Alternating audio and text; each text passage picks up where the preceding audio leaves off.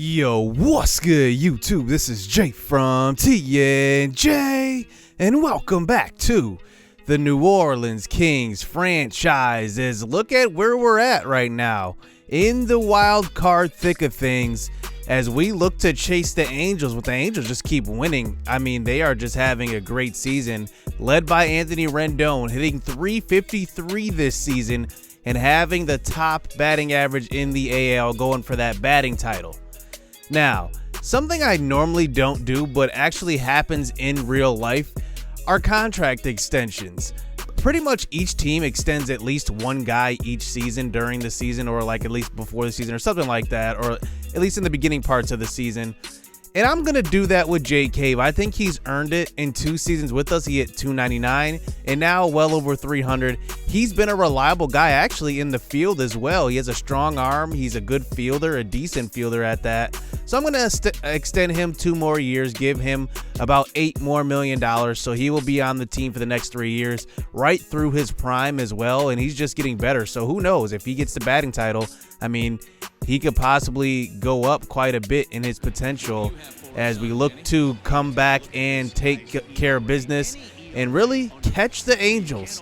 We've had issues with this team this year and a little bit of last year as well. They weren't really dominant. Oakland was, but now here we are competing with them for the first spot in the AL West. So let's see if we can steal them a couple of games in a 2-game set we have with them. And up comes Anthony Rendon facing Teddy Polititis on the mound. He is the AL batting leader right now. And on a 2-2 count, he's going to hit 1-2 left field, and Tapia should run this one down, but he drops it. And Anthony Rendon rounds first, heads to second, and he will slide in safe. And that's just sloppy play out in left field. As Justin Thompson, we have him in center this game, and then have Tapia in left. But up comes Mike Trout hitting in the 4-hole for the Angels, and he's looking at that. So Tapia gets out of that first inning with no damage done. So this game we do have Tapia leading us off here as he's hitting around 300. You know, last year we had him in kind of a role where he got moved up from the AAA level, and he kind of hit about 290. I mean, he's been impressive.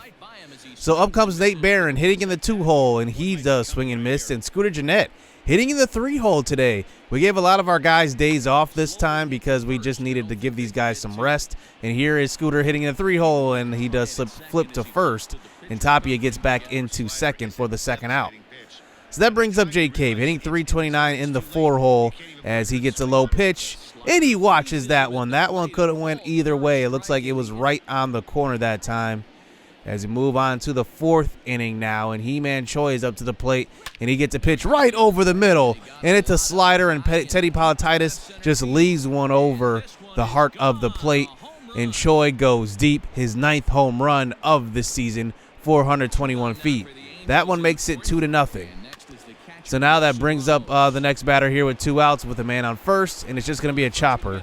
So 2-0 here through the first 4 innings as we go to the bottom half of the 4th, and up comes Justin Thompson, who usually leads off for us, but he will hit this one up the middle. I've been rotating him and Tapia at the top of the lineup, along with Yanni Hernandez sometimes, and then Jeremy Pena.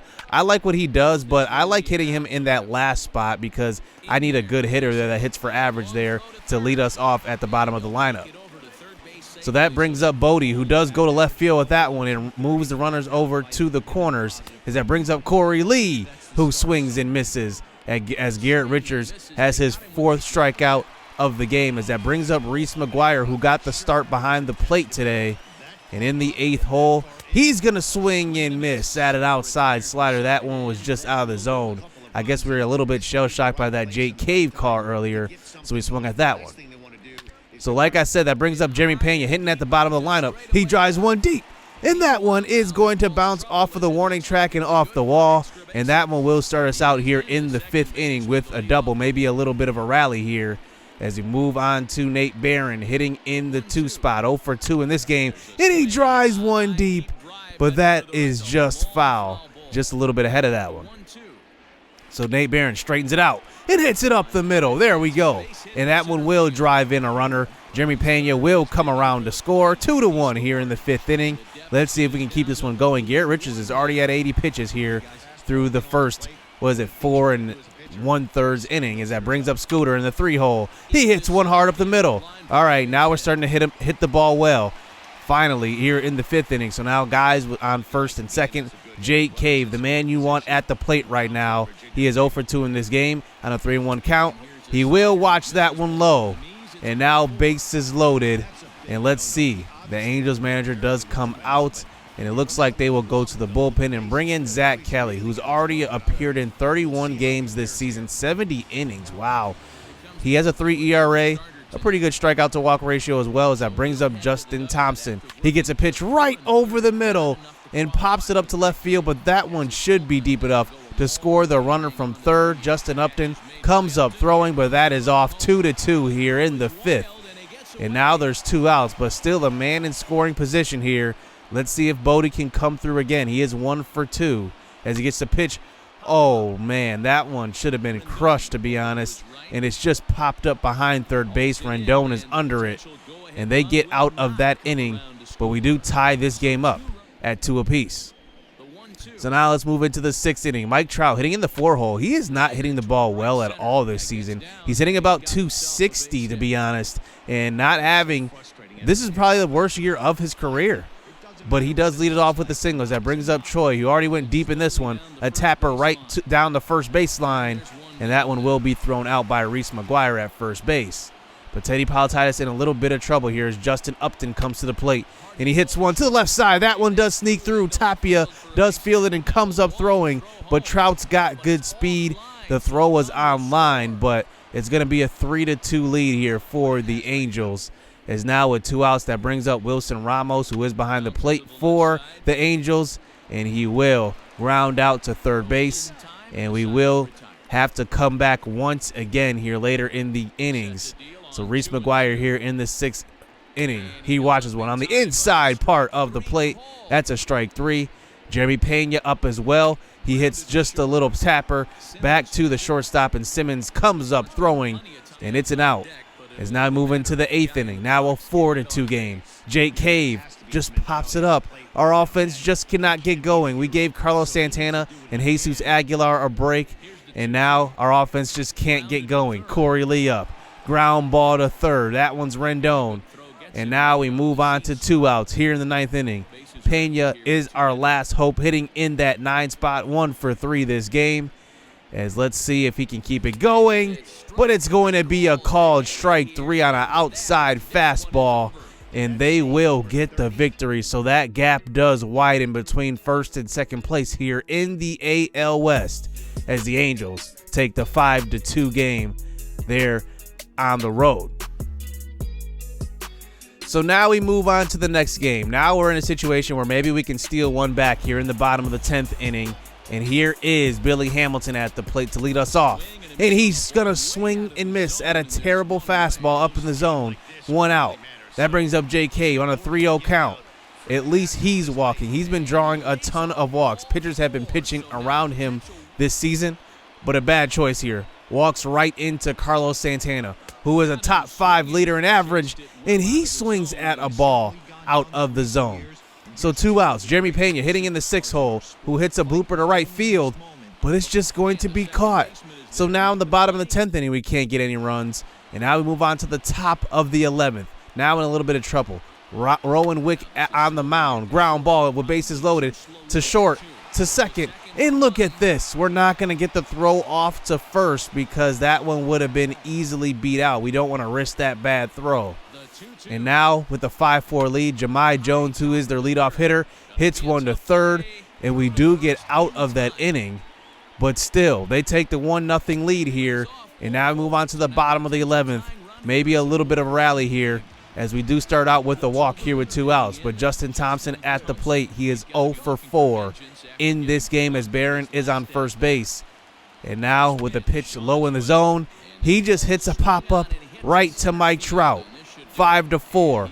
Another loss here for the Kings. We are not trending the right way at all, so we will need to clean it up.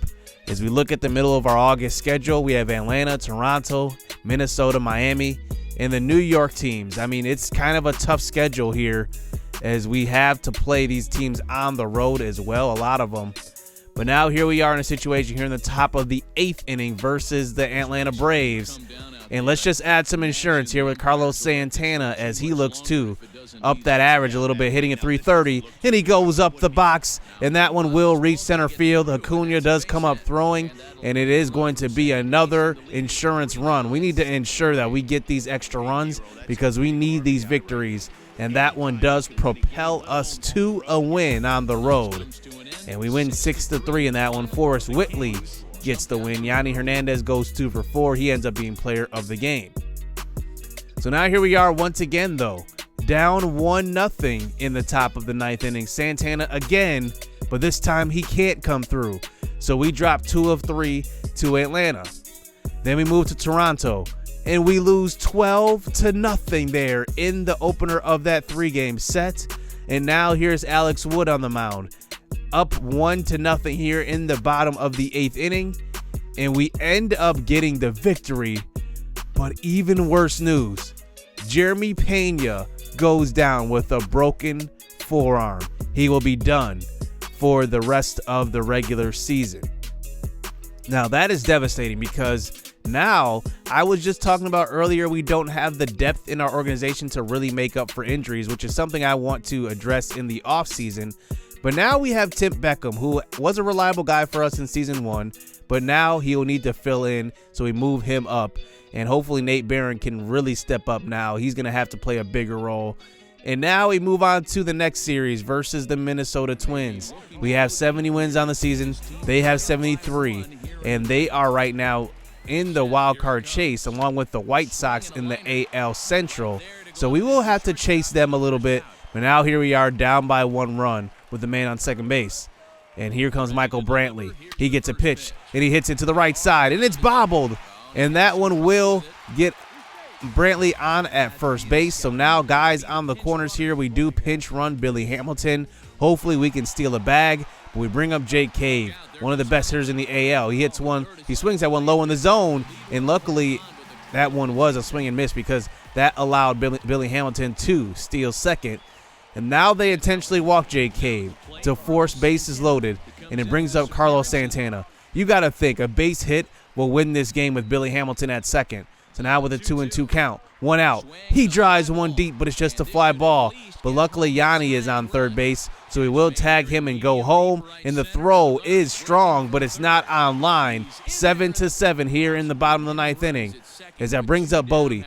You got to think Billy Hamilton will score with another hit. And here is Bodie, and he swings and misses at a curveball. Trevor May gets him to fish at that one.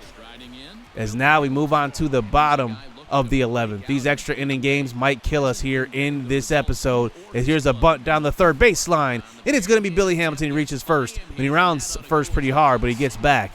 And now Jake Cave once again at the plate. 2 for 4. We're going to swipe it back again, and let's see if Billy Hamilton gets there, and he does. Okay, so guy on second base. Jake Cave has an opportunity to be a hero in this game. He hits one to the right side, and it's just a ground ball. And now we move on to the 12th inning. And here's Alex Claudio on the mound. He gets a situation here with guys on first and second. And he does get a ground ball, but that was with no outs. So now 2 outs here in this inning as that brings up Wilmer Flores, who is 0 for 5. He hits one hard up the middle. And he gets his first hit of the game here in the 12th inning. And that one gives the Twins an 8-7 lead. Not again, as that brings up Nicky Lopez. Claudio gets him to ground out to Bodie. But now here we are in another situation, in extras, and looking to scrape back here. But now with 2 outs, it brings up Jesus Aguilar facing Romero, and he goes to right field, and he does drop in. Okay, so we got a leadoff guy on here. Maybe not leadoff, but here with 2 outs, at least the guy on first. And that brings up Reese McGuire. We end up pinch running Justin Thompson, who got the day off. As now he gets a pitch right over the middle. He drives it to right field. Okay, now Justin Thompson around second. Heads to third. Okay, guys on the corners here. We need a hit. And that will tie this game right back up. As Corey Lee, 0 for 4 in this game. But let's see if he can come through. He is a clutch player. And here he hits one hard up the middle. And it is just a liner. right to Byron Buxton in center field, and that one will get the victory here for the Minnesota Twins as we get another tough loss, a 17-hit loss at that. And with that one, we actually lose 5 straight and drop out of the AL wild card lead. As now, look at us. We have the Twins, we have Miami, we have the Mets, we have the Yankees, and the Indians to end the month. This is a tough month. And now we have to win because now we have lost our AL wildcard spot. We are back in the division, way back now, and we will have to make a comeback. So we'll see what happens through August and September next episode. Hit subscribe, hit that like button. Stay tuned. Let's get it. Let's go. I be trying to do me, but they be trying to copy though. Only problem with that is they not me though. People act cool, but really they be shiesty though. They say they got your back, but they ain't even behind me though. I be low key, but police be trying to find me though.